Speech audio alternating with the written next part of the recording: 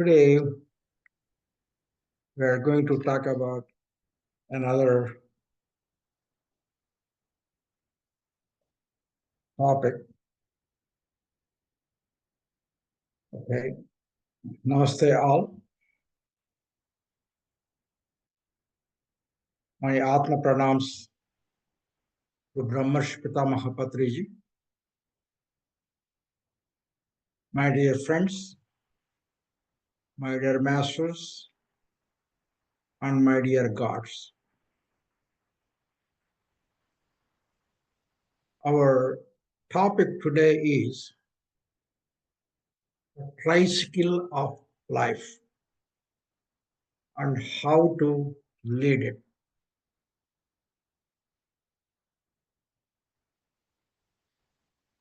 I would like to mention a couple of introductory points on this topic.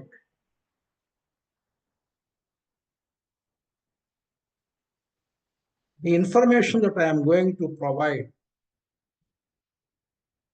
on this session is not from any spiritual textbook or not from any spiritual lectures that I had in the past.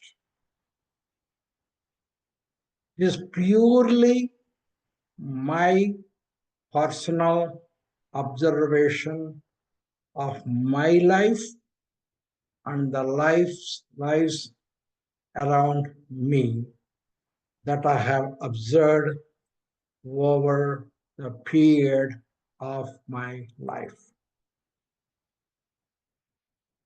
This topic is important because it applies to all of you, almost all of you, and also it applies to every family person. There is something to take from this words of wisdom. Mainly from our personal life, from my personal life. The tricycle of life. We heard many times about the word cycle. We heard water cycle, how the water cycles, like from ocean, it goes to the clouds. From the clouds, it comes into the form of rain, and there it becomes the river, and the again river finally goes to the ocean. This kind of water cycle we had. We also had the food cycle, how one eats one becomes the food of the other, how the other becomes the food of the other one, like that food cycle we had. We also had the earth cycles around the sun, like morning, afternoon, evening, night, again become the morning. This is the day cycle or earth. In the same way, we also had the life cycle. We had the life cycle of butterfly, like egg, larva, pupa, how the life cycle. Again, how the adult again lays the eggs, how the life cycle takes place. In the same way, the human being also have a life cycle. Like we take a birth, we grow in a young adult, and a young adult become an adult, and he becomes an old person, and eventually he dies. Again, take a rebirth. Again, this cycle is called cycle of our life. What do I mean by tricycle?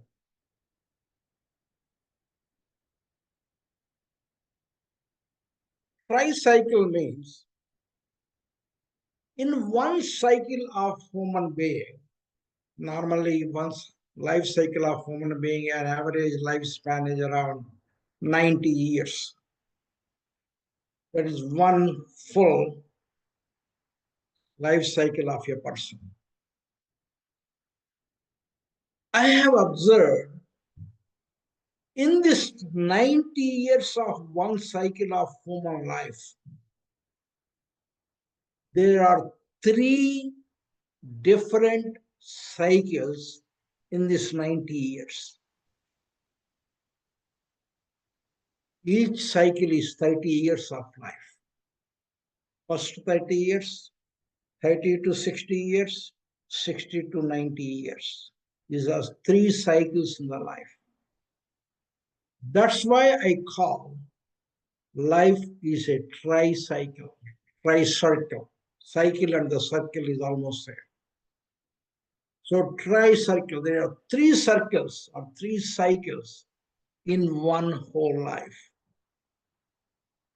And I'm going to talk about in detail about this three circles or three cycles of the human life in detail just in few minutes. Before I go to that actual topic of three cycles of the life, I would like to explain a story. The story goes like this.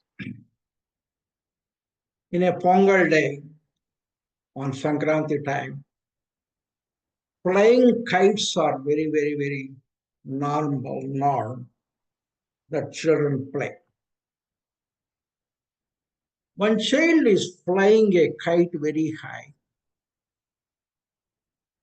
He had a hand, in his hand, he is holding that spindle in which the thread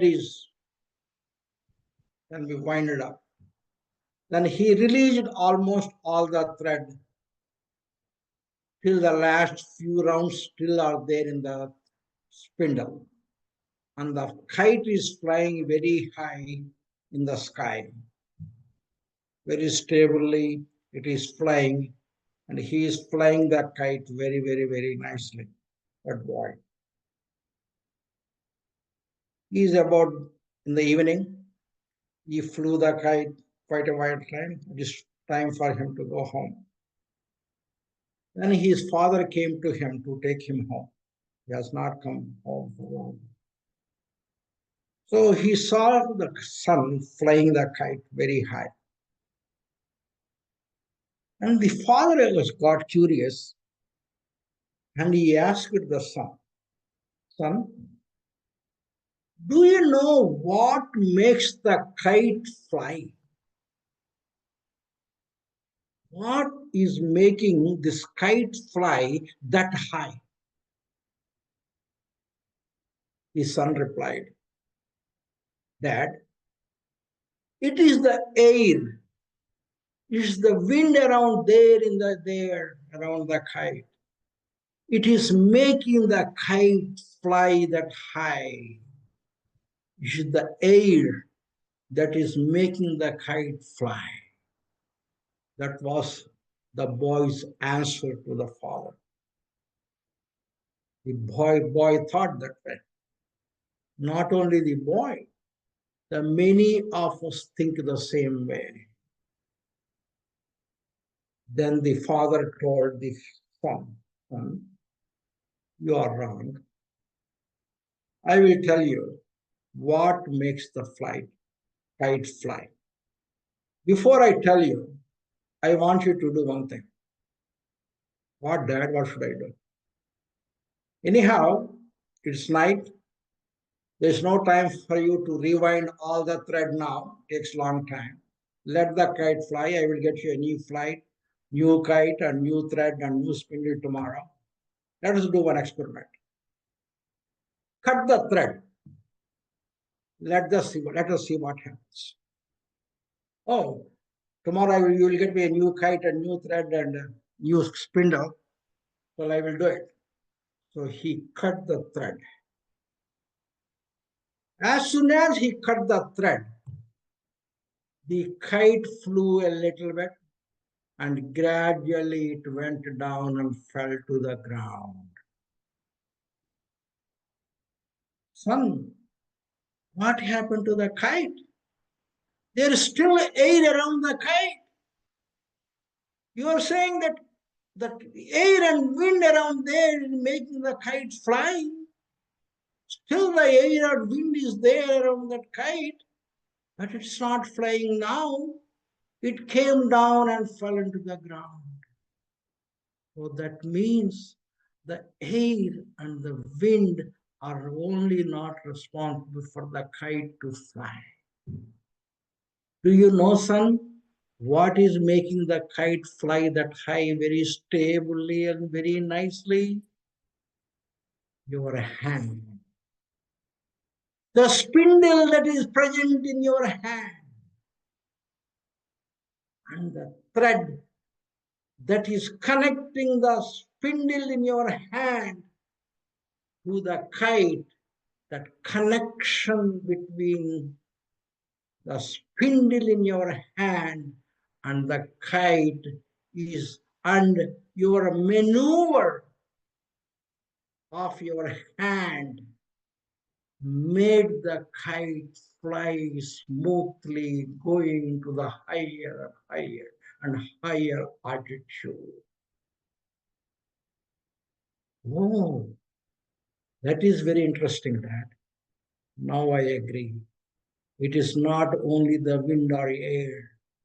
It is my hand, in it my spindle, and the connection, the thread is making the kite fly. Based upon this story, we all can come to some conclusions. Let us connect this kite to our life. The kite can be compared to our body. The air or wind around the kite can be compared to the air that we breathe in and breathe out. The hand with the spindle can be compared to the divine hand. And the thread that is connecting between the spindle in the hand and the kite is nothing but the divine connection. That is prana, that connects the body and the divine hand. As long as the connection is there, we can play, we can fly, and we can function in the same way the kite is doing. Once that connection is gone, we just live for a few minutes in the same way that kite flew for a few minutes. The same way that the kite fell down to the earth, we also gradually fell down to the earth and died. So the kite, who is flying very high, always look at the sky around in front of it. Never tries to look back and look at the thread and look at the spindle and look at the hand, which is making the kite fly that high. That kite never thinks of the cause of its flight. In the same way, we human beings, we are living very successfully because of that divine connection we have. But when we live, many of us don't think about the divine connection and the divine hand which is making us live successfully in this life. without making any thought about it. We live our lives on our own way without thinking about the cause of divinity for making us living like that. So it is our human responsibility to think about the cause of our life, to think about the divine connection that we have in our life, to think about the divine hand behind, which is leading our life continuously. And we have to think. That kind of thought process make us spiritual people, and it will pave the way to the road of self-realization and pave the road to moksha, which is the final goal of every human being. Without an exception, every human being finally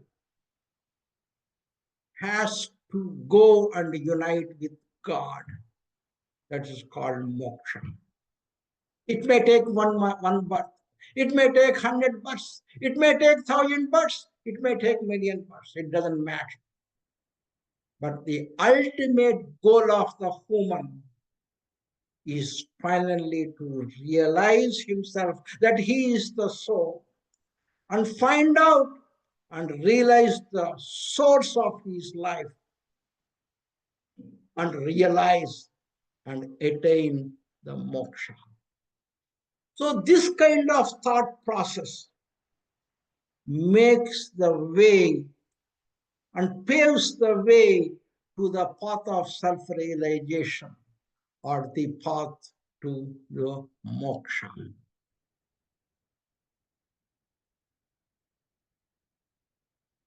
After saying that, now we will talk about the 3 cycles of the human life.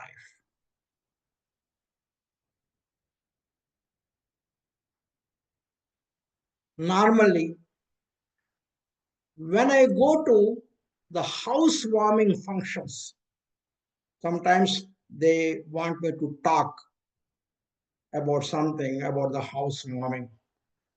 When I go to that housewarming functions, when I see those young couple with small kids doing puja and all that during the housewarming function, I remember these facts, which I am going to talk in a minute.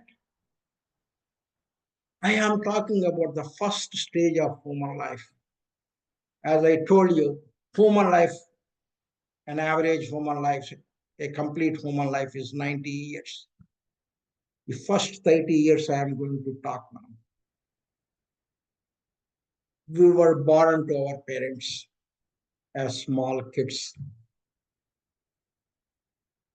And then our childhood started. We enjoyed each and every part of our childhood on our own. Then we grow up. We become young adults, started to going to the school, and we enjoyed ourselves. I am using this word enjoying ourselves many times for a reason. We enjoy ourselves as adult school-going kids. After the school, we became teenagers and we enjoyed ourselves, all the teenage enjoyments that we had. When we grew up further, then we had a girlfriend or a boyfriend, we found our soul mate. Then we enjoyed that premarital connection life, dating life, or whatever you call it as. We enjoyed ourselves. Then we got married. A girl marries a boy, boy marries a girl. We married. We enjoyed our relationship of the marriage. Afterwards, we got jobs to make our own earning. So we enjoyed ourselves, our own salaries, right, living on our own. Then we came out of our parents' home with our small kid, with our wife, and bought a home or took an apartment for rent. And in our own home, we started living on our own. We started our life in a home as a small kid of our home of our parents. Now, after growing and enjoying on ourselves, we ended up in our new home and enjoying the new home on ourselves. So we started in a home, enjoying our own home and own age and own job and own wife and husband, own marriage and everything. And we ended in our own home, from home to another home. By the time we had our small child and a group of new home, we are around 30 years of age. That means the first cycle of our life is closed. The first cycle of our life is closed. This is called as everything we enjoyed, we experienced our own, ourself. This is called as pratyaksha anubhuti, direct experience of our life by us only, without anybody in the middle. Direct experience of our life. But during these 30 years, we are so busy. We don't have even time to think about our life, about the thread, that life connection, offer the divine hand. We don't have even a time to think about that even for a second. We are so busy and lived the first cycle of the life of the 30 years. The 30 years of our life is passed away without thinking any spiritual thinking about divine connection or divine hand, which is making us live for these 30 years. We ignored. But divinity did not ignore us. Okay, I am the cause of your life for 30 years. You ignored me, excused. It's okay. I will let you go forward. Now, the second circle of the life started. The second cycle of the life started. What is the second cycle? Now, new baby and new baby started, and new baby is enjoying the life, and new baby is growing. And when that new boy or girl is growing, seeing that boy or growing boy or girl, the father gets enjoyment from the growth of his small boy child. It is not a direct experience. In the first time, he enjoyed himself as a child. Now it is not me that enjoying, Because of my child I am enjoying. The child grows up. And child become an young adult. As become a young adult and playing more, indirectly we are enjoying our kid growing up. And again, that boy grew up, found a girl, or a boy, girl found a boy. In the same way that we found ourselves, our soulmate, that boy or girl also find a soulmate of themselves. And they get together and they get married. And by seeing their marriage, you get happy. Indirectly, by their growth, you are getting happy. It's not your personal growth, as if in the first 30, they are making you feel happy. And as soon as they married, both of them get a job. In the same way that you got a job around 20 years ago. And as soon as they get a job, they get a small kid. In the same way as you got your kid. As soon as they got your kid, you get an enjoyment because of your grandkid. Then they move out of your home. They buy a new home, a new Gruha Pravesham starts. In the same way, as you moved from your parent home, they move away from your home and start their new life. But when you see them enjoying their home, you get enjoyment. That means you are getting your enjoyment, and indirectly by seeing the enjoyment of your kith and kin. So the enjoyment that you had in the first 30 years is the direct experience, pratyakshanubhuti. And the 32nd half stage, the experience to get is called as paroksha anubhuti. This is called second stage of life. Then your grandchildren start growing.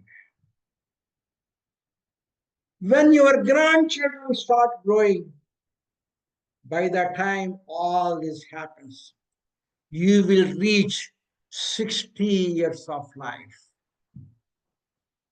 I just crossed this stage a few years ago after they got married and they have a grandkid and all that. Even during that time, quite a good number of people never thought about the divine connection or the divine hand that is making this ball keep rolling. Always think about their family, their children, or their home, or their money, and again their job. They never think about it. They keep moving, moving, moving, moving. Now you finish the second circle of your life. You are at 60. Now, if you ignore still the divine hand and divine connection, at 60, the third circle of life starts. What is the third circle of circle? Your grandchildren will grow up. Your grandchildren will go to school. Your grandchildren will get a teenage. Your grandchild will get a girlfriend or a boyfriend. And will grandchild will get married. Will grandchild will get a job. And your grandchild will go out of their parents' home and they buy a home and live in their home. And again, by the time They finish and they buy the home. The last 30 years of life is gone. You will be around 90. But if you ignore even this third stage, that the last opportunity that divinity gave you to think about the divine connection and divine hand, then you are left with no other opportunities in this life, and we will die. Again, you have to take another birth. You have to go through this all the 3 cycles of life again. But if you can take care of, if you can take advantage of any of one of these 3 cycles and spend some time on the spirituality and try to look back the divine connection and the divine hand which is running our life, and think about it and give some time to think about the divine connection, there is every possibility that you can attain that universal goal of the every human being, that is self-realization or moksha, in this very life. If you can use at least the third circle, 60 to 90, to go inwards and think about your inner world and the soul science and practice spirituality, you will get the self-realization.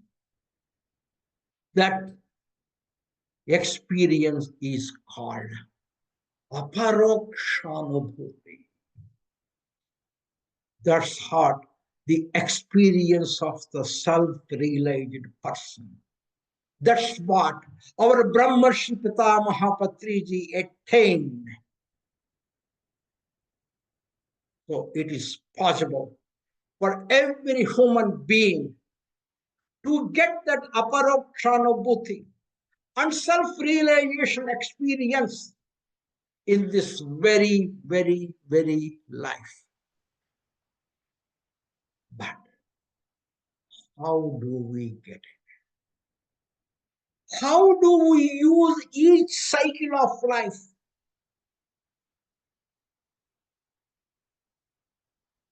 to attain close to the divinity, to know more and more about the divine connection and divine hand? And finally, by the time we reach complete that third cycle, we can get the self-realization. How? This is how you do it. When you start the 10 years of your life, the first 10 years of your life, you have to introduce a little bit of spirituality in the child. I was very lucky that I was introduced like that. So now, even with our children, when they are 10 years, we have to introduce a little bit of spirituality into them. Some slokas, even though they don't understand the meaning of it. Let them chant few slokas. Then they will know the meaning later. So this is how, in the first 10 years of life, you should put at least 10% of the spiritual thinking, and the rest of the 90% of the life can be spent on worldly thinking. When you get the 20 years of life, in the 20s of your life, you get a little bit more of spirituality. You get a 20% of the spiritual and live the 80% of life at that particular time in your 20s. You can live on the worldly life. When you reach 30s and make the 30% of your life spiritual and make your 70% of your life spend on other activities and other worldly activities. You don't have to be completely spiritual all the time. You can still live your worldly life, but make 30% of your life spiritual and make 70% you can live in the worldly. When you in the 40s, make 40% of your life spiritual and live 60% of the time, or 60% of the life at that time, you can live in the worldly life. Now gradually the math is changing. When you attain 50s, make 50% of your life spiritual and make another 50% of life worldly and spend for your worldly life. Now the math change more. When you come to 60s, make 60% of your life spiritual and you are at the time you are about to retire. Your children are gone out of the home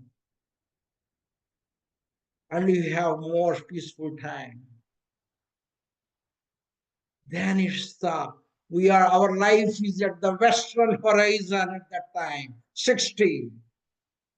So, slow down, cool down, make 60% of your life spiritual, and still you can spend 40% of your time in the worldly. When you come 70, make it 70% spiritual, and gradually your regular worldly time gradually come down like 70%, 80%, 90%. If you go on practice spirituality more and more and more and less worldly, and at the time, by the time you reach your 80 and 90, you will reach the stage of the self-realization without any doubt. This is how you have to live your life. How to balance your life spiritually and also worldly. And Patriji told, no sannyasa. We don't have to go and take sannyasa to get self-realization. We can be in this worldly life and get self-realized. But how you do that? This is how you have to do it. Now the question comes. This math, this 10% percentage increase of each decade of your life, is it just a theory or is it practical or is it doable? Did anybody do it? Did anybody get benefit of it by practicing this way? The answer is yes. Who is that? The answer is me. I myself is a direct example of implementing this 10% increase in each decade of my life. And came to the stage and stand at the place where I am currently standing in my spiritual life. This is how I explain. I was very lucky to have a father like my father. In 10 years of my life, he used to wake me up early in the morning at 4 a.m. in the morning and made me chant the slokas. Yavvani chejaninchu jagamavvani lopala nundulinamai yavvani yandudin parameswaru navvadu anadi majjalayu navvadu sarvamutanaina vadu yavvadu. Like this, he made me chant the slokas and explain the meaning of the slokas, even though I didn't know nothing about the spirituality. That way, my first 10 tenths of tenths was spent in 10% of spirituality. After 6 o'clock, I used to go out and play my own game. When I reached my 20s, I married at 24. And my wife happened to be very, very, very, very spiritual. And she used to get up early in the morning and do take bath and do puja. And I also wake up early in the morning. Both of us used to sit down and complete the puja in the home. And every festival that we used to celebrate, very, very, very methodically, like that in 20s of my life. We used to go every week in the temple. We used to go to all the places wherever the devotional places, both of us, because we are very cooperative to each other, because we are like-minded. So in 20s also, we spent 20% of my life spent to the spirituality, and 80% of my life spent into the world. Like that, up to 20, I followed Bhakti Yoga without me knowing Bhakti Yoga. Then gradually I became the devotee of Satya Sai Baba. And in 30s, I started my school in Ongole. And in 30s, in my school, I introduced education in human values, which was the curriculum of the Bhagavan Sri Satya Sai Baba, who introduced in his schools. The same curriculum I introduced in my school, I taught to the children and also to the teachers. That's why I increased my time, the spending in spirituality in my 30s to 30% of the spirituality, and 70% of the time I spent in a worldly affair. When I became 40s, I became a doctor. In 40s, I was a doctor. I became in the doctor. I was working in a prison and counseling the prisoners, and also and also spiritual, and introduced my spirituality during the treatment of my patients wherever it is possible, wherever depressed patients or wherever there is a problematic patients, I used to apply the spiritual. And there I spent 40% of my time in spiritual, and 60% of my time I sent into my normal duties. When I reached my 50s, I found that, so 30s and 40s, I practiced what is called karma yoga. In first 20s, I practiced bhakti yoga. In 30s, 40s, I practiced karma yoga. In 50s, I found a guru, Swami Bodhananda Saraswati in Kalamazoo, Michigan. I also got a new job in the same place. And there, I spent 50% of my time, my job, and 50% of my time spending with Swamiji, learning all the scriptures. 4 o'clock to 8 o'clock, go to ashram, learning. 8 o'clock to evening 4 o'clock, doing the job. Coming home, again go to the ashram and learn till the dinner time and come back. Like that. 50% of in the 50s, 50% of my time I spent in spirituality, and 50% of time I spend my normal routine family duties. And in 60th birthday, I got a Vanaprastha Diksha on my 60th birthday. Then now I entered the 60s. When I entered the 60s, I retired from my job.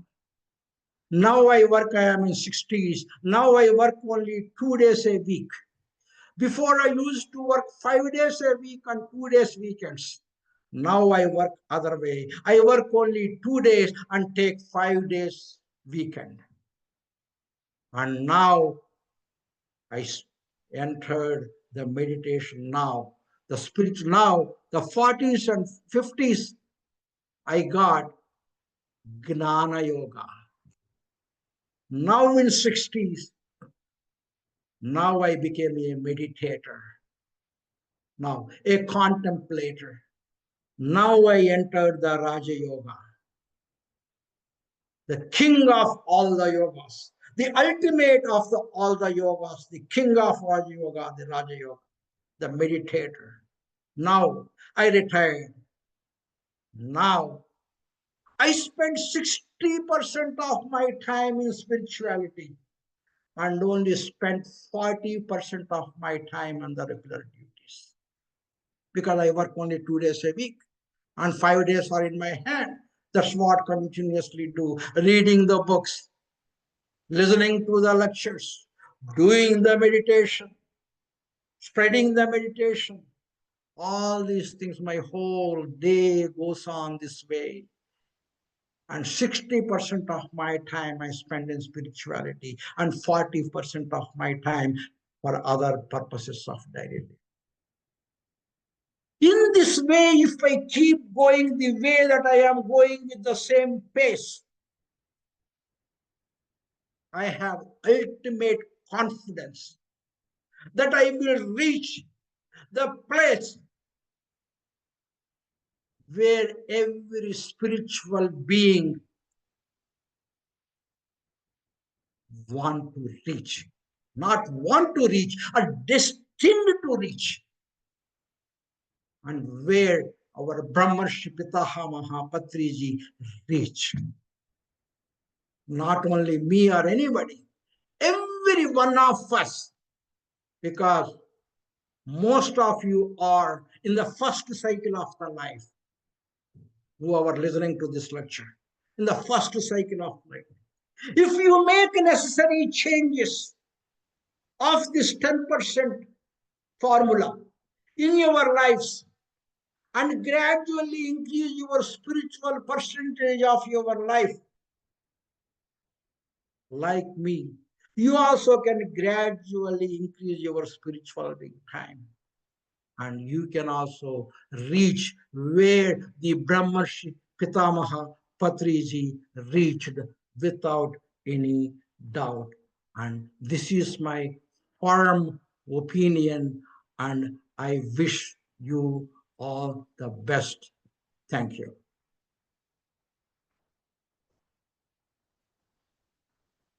I'd like to take any questions at this time.